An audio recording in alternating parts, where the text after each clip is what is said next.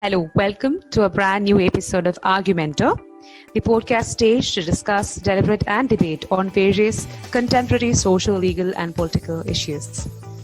So, as the very name suggests, this is a platform to adduce various arguments and counter the same by reflecting on different perspectives we all have.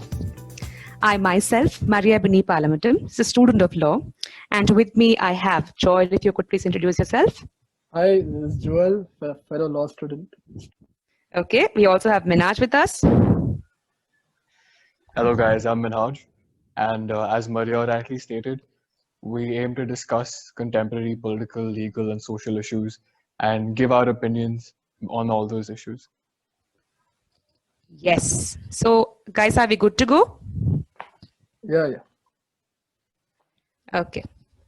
So, as three of us went through different contemporary issues in order to choose the best among all, we have reached in one of a very brewing transnational issue that the world is looking forth to.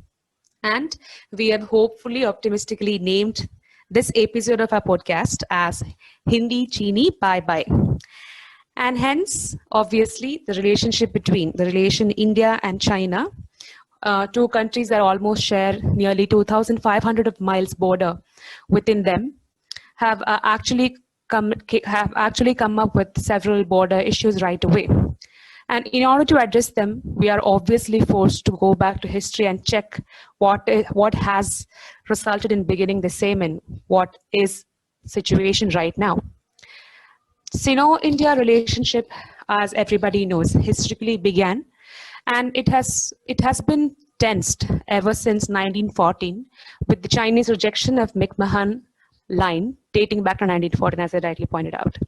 And this was further followed by the Sino-Indian border war that had taken place in 1962, which we'll be dealing in detail by now. And thereby, several peace agreements and other tranquility agreements were signed between the leaders of both the countries from then. However, we are still in a state of lot of issues where we are unable to ensure that tranquility actually exists within both the nations. And if any person, even a layman looks into the idea of how does the relation goes in, we are also forced to check into each tranquility agreements and other peace treaties signed between the countries in the border and how they actually managed to be successful for a while then. India, right away, being soon after the Galvan Valley attack, India had even been trying to bring up several diplomatic issues with the help of countries like Australia, Taiwan, and so on. And from the part of China has already initiated their own standoffs. But however, India again retaliated with an economic backlash by banning nearly 59 Chinese apps in India, and so on goes the story. However, when we look back, and ever since 1962, several efforts were made by the nations within them in order to resolve the issues that were brewing by then. The most recent one was the informal summit that had taken place in the month of October 2019 between Chinese President Xi Jinping and Prime Minister of India, Narendra Modi, at Mamallapuram, of course, the UNESCO World Heritage Site.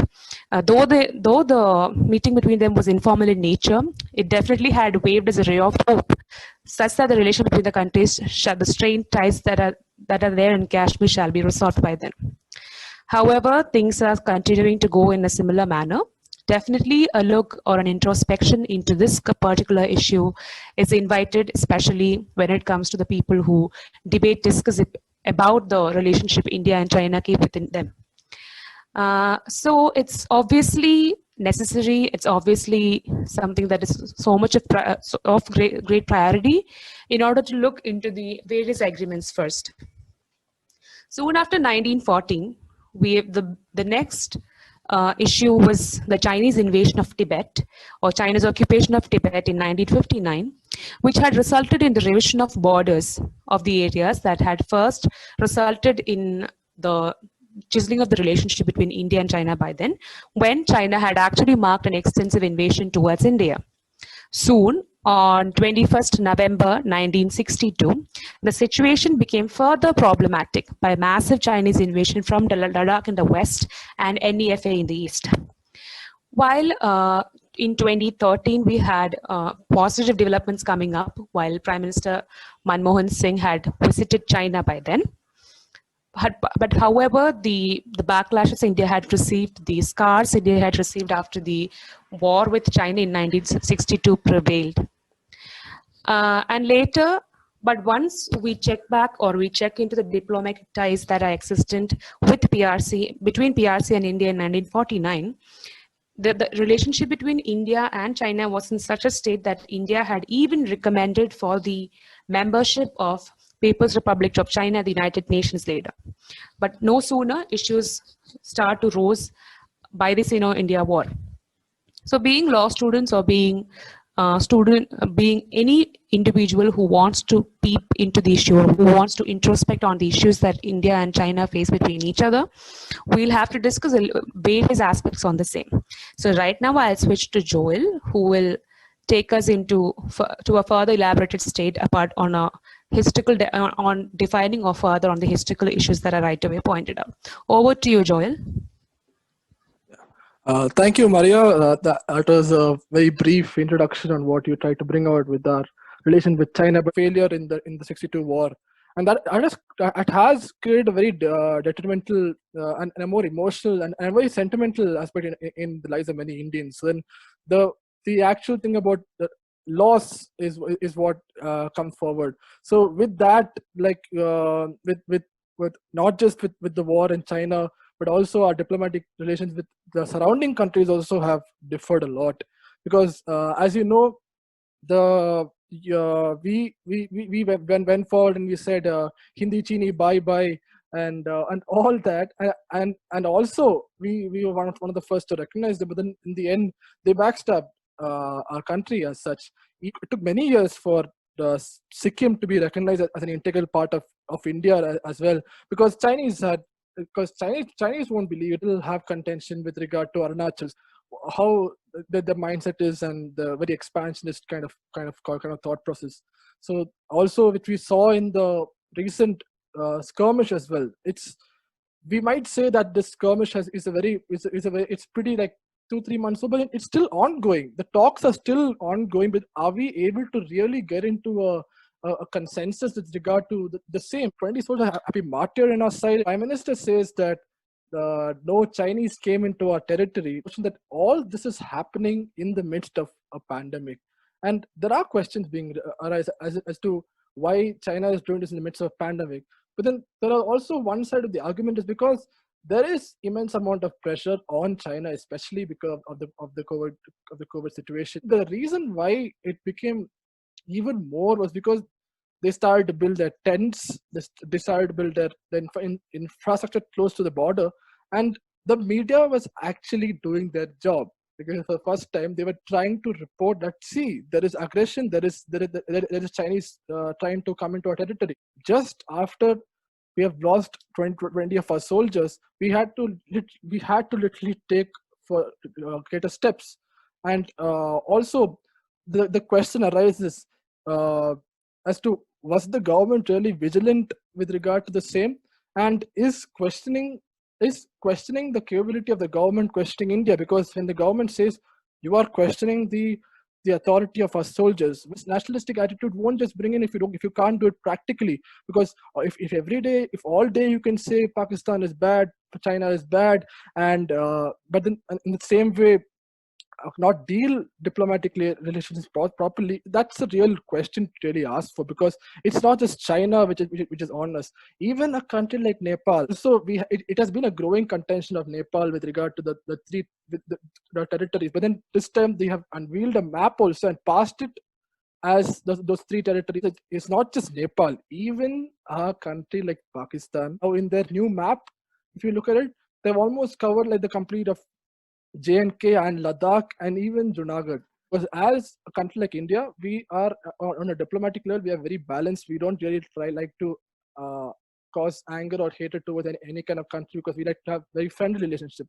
So, and yeah, in the end, also as Maria had pointed out with regard to the 59 apps, it's actually a good sign, because yes, there have been security issues, but then that has been raised even earlier as well. But it's a good step that 59 after were deleted. But that's not a good step when you have TV debates and they're sponsored by Chinese brands. Kind of TV anchors also like ban China, and then below you have powered by MI, powered by Oppo, and all those things. And it's really hypocritical also that these we are literally being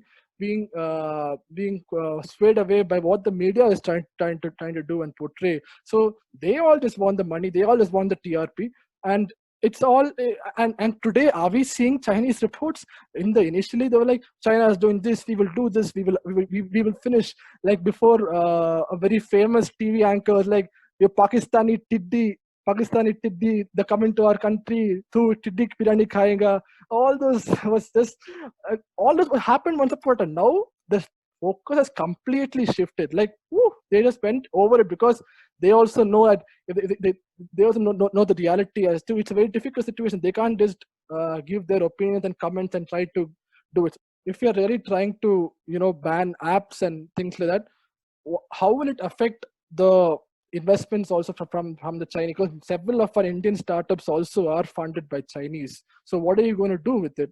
Because they are dependent on this. So in the end, like to say is that we need to really look for clear-cut solutions on how our diplomatic ties have gone just haywire. Hand over to Minhaaj, who would be covering his view and aspect with regard to the same. Yeah, well, Joel did a good job in briefing about the current happenings and in the Galwan Valley, and also the banning of the Chinese apps. And I would also like to reiterate when he mentioned about the investment in Indian startups, India has modified their foreign direct investment policy, which would require the government's approval for nations sharing a border with India to invest in the country. And this would serve as a really important measure in curbing Chinese investment in India. And also recently, India is planning to further the escalation in its economic offensive against China. The Indian government is also considering to increase customs duty on around 20 products, including laptops, cameras, textiles and aluminum goods. And this would not just be targeted at China, but it is an overall increase in customs duty. But the idea of this increase in customs duty is to focus on products which are largely coming in from China.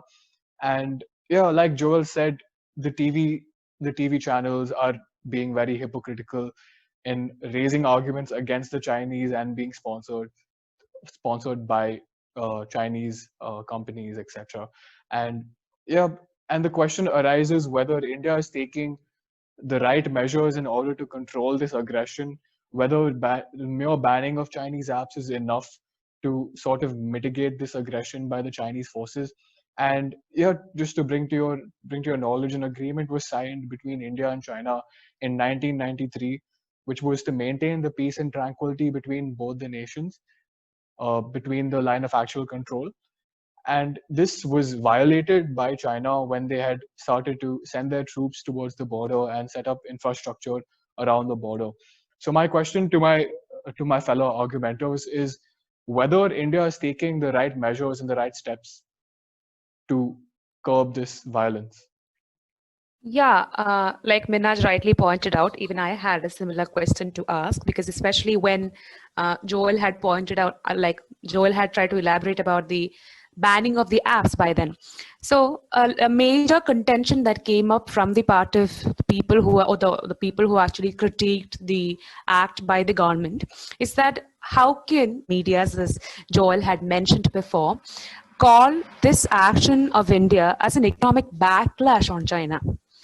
It was portrayed as it was a huge economic backlash to Chinese economy and market, when at one hand when they're getting sponsored by other Chinese products by then, such that the only point of all these news at the end of the day creating hatred among people, as the China is the biggest enemy right now India has.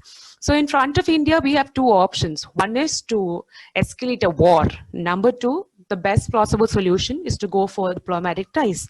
So when it goes to war, definitely we are often, we are often given the guarantee that India has enough equipments, India is well equipped to have a war on one hand, and secondly, India has initiated diplomatic relationship, or diplomatic forces have actually been deployed to India by the countries I've mentioned before, like Australia, Taiwan, and all, in order to seek for diplomatic talks. So how can this hypocrisy, or how can this irony be resolved? Because why do we instigate, or why do we allow for the media to instigate such sort of hatred against a country, and on the other hand we go for diplomacy? How does it actually turn effective? If you could please actually enlighten this question of mine. I would also like to add on to what Maria said, and not taking into consideration the current situation we're faced with, where amidst a global pandemic, hostile relations between two neighboring countries like this would only deteriorate the condition in both countries.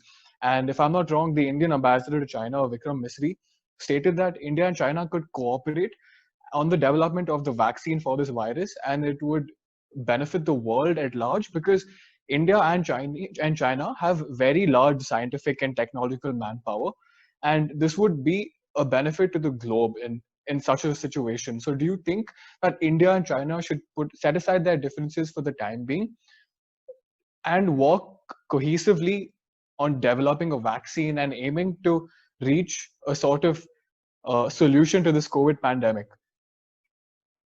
But Minhaj, I would like to point out, like, can we remain silent on Chinese in incursion into our country? Because yes, we are in the midst of a pandemic, and currently there are more than way more than 2 million cases in India. But then, doesn't it also our sovereignty and national sovereignty also matter in the case? Because yes, at the end of the day, we are a nation state no matter what. Well, adding on to what you just said, yes, the territorial sovereignty of our country is of utmost importance. But at the same time, a conflict like this can only be mitigated by negotiation and arbitration between the two countries. And Trump was also of the same opinion. So do you think that going on and escalating into a war would be beneficial for either of the countries in a situation like this? No doubt, India shouldn't allow any country to violate its territorial integrity, as done by Pakistan and Nepal by the publishing of their new maps, which included several regions of the Indian subcontinent. So India should obviously take that into consideration, but at the same time, both the countries should work together in order to find a solution and target the bigger problem at hand, because the enemy isn't a country here. The enemy isn't a third party. It is a virus which does not discriminate. It is traveled across all borders, and being neighbors, don't you think that with the technological and medical manpower both India and China have, don't you think that it would be conducive for them to work towards a plausible solution? Use it as an opportunity, like right now, what the Prime Minister tried to initiate, the Atmanirbhar. If it's Atmanirbhar in the real sense, Chinese was skilled at in once upon a time, like how they are able to produce a lot of products in a very in very cheap and faster methods. So if India can use it as an opportunity, but then I'm not really sure if India as a country would like to cooperate with China on a building of a vaccine, because it will really question our relation. But then there are several other countries too which are ongoing with their tests, especially even in India also, that they're doing a similar test. Let's see on the trials on how they are going to proceed with. I think Maria wanted to say something also. Yeah, like Minhaaj and Joel rightly pointed out to, one of the basic issue that all seek to discuss right away is the pandemic situation. And countries like Russia, Vladimir Putin had recently tweeted that Russia is on its way to make up the vaccine soon. I mean, very soon, before any other countries that actually come up. And India. I read it somewhere. Maybe or they already done like phase 1 trial of it, and then they actually thought it was actually the vaccine. Yeah, that's one. Yeah, so even that's what I said. So even in the creation of vaccine, there is a competition that exists between nations right away. And amidst of this, we are here with calls on war and calls on extensive new defense mechanism being imported, and acts of that happening in India. while on one hand, countries are fighting each other, like declaring that they are the one who have created the vaccine first and so on. But however, rather than zoning out to or exclusively into coronavirus or pandemic situation, I wanted to at least ponder upon where did India or where did China go wrong when the Galvan crisis at the Himalayan border turned out to be one of the worst ever standoffs or tensions India and China had ever faced. I mean, throughout the history, like if we consider, Galvan crisis one of the biggest crises we ever had. So where did the diplomacy went wrong, or where did we go wrong in between both the countries? One of the major topics I think we have to consider, because as we already had mentioned, the two informal summits that had been taken place between the Prime Minister of India and President President Xi Jinping was definitely provided a lot of expectations for a better for a better bond between the nations that can actually cooperate really well, like even in the creation of the vaccine. So where did we go wrong? What do you think that the diplomacy has actually failed when it comes to, I mean, in picture of the Galvan crisis?